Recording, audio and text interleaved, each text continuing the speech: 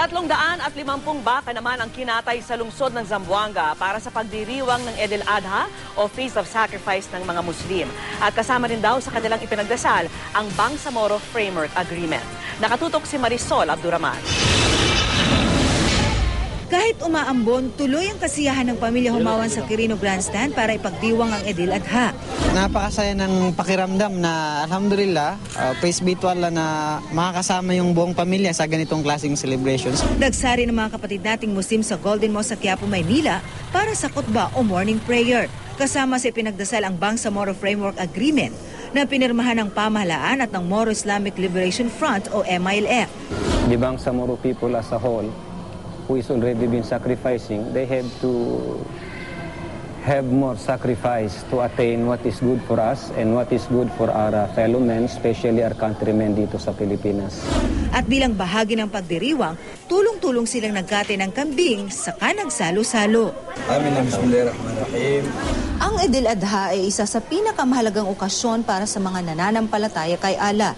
Pero higit pa sa pagdiriwang at pagtupad sa obligasyon ng pagiging Muslim, sakripisyo ang tunay na diwa nito.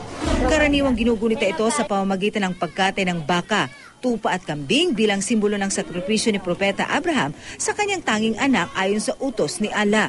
Nagdiwang din ang mga kapatid nating Muslim na pulis at kanilang pamilya sa Kamkrame Elementary School. Sa Maguindanao, 50 baka na regalo ng Malaysian government ang pinagsaluhan ng MILF. Laking pasalamat naman ng MILF dahil sa Bangsamoro Framework Agreement. Only now that we had a guts to celebrate this in our barangays because of the presence and the signing of this framework agreement. Ang Turkish community sa Zamboanga City nagkatay ng 350 na baka at ipinamahagi sa 20,000 na may hirap na pamilya sa lungsod at Metro Manila. Pero sa gitna ng selebrasyon, 2 ang patay sa pamamaril. Ginugunita rin ang Eid al-Adha sa iba pang bahagi ng Luzon. Marisol Abduraman, Nakatutok, 24 Oras.